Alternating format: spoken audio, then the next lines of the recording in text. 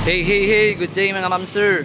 Alright, so for today's video, okay, magdi-deliver na naman tayo ng unit natin papuntang Kidapawan City. So ang unit na ito po is pagmamay-ari na Mr. and Mrs. Dinky ng Kidapawan City. So ipapa-deliver po nila itong unit nila na ito, and then doon na kami magmi-meet sa kanila, door to door na po ito. Okay, so ito po ang unit na ito is D64V 4x2 automatic. Loaded setup na rin po ito mga ma'am sir. Ayan.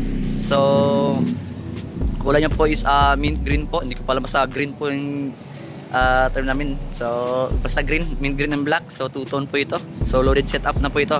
So meron na siyang mags, so fog lamps, and then full bumper na po ito. Meron siyang side bumper din, front, and then meron step board dun sa likod. So meron din siyang carrier. Ayan. So naka-tinted na rin.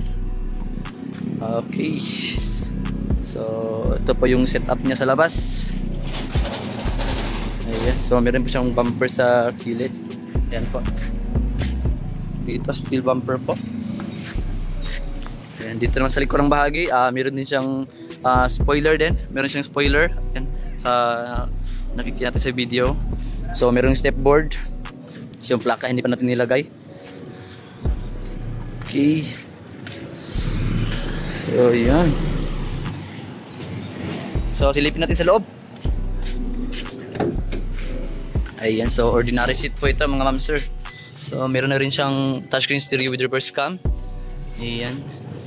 So power window po ito, front non-turbo po ito mga ma'am sir. Okay, yan. Meron siyang mattings, upholstery, and then mini fan dito. Saka ito yung likurang bahagi niya, meron siyang extension seats dito sa likod. Meron din dome light doon. So dito naka-tinted na ito mga ma'am sir. Ayan. So ito po yung ikita natin sa labas. Dito masyadong malinawag. Ayan. So kung bluetooth natin, malakas yung stereo natin. So overall ito po yung setup niya mga ma'am sir. So sa mga interested po dyan, you can PM us or call. Pwede rin kayo magbisita sa yung shop, 404 Poblacion 2 Pisat Cotabato. To be Surplus Garage po at your service. Have a good day.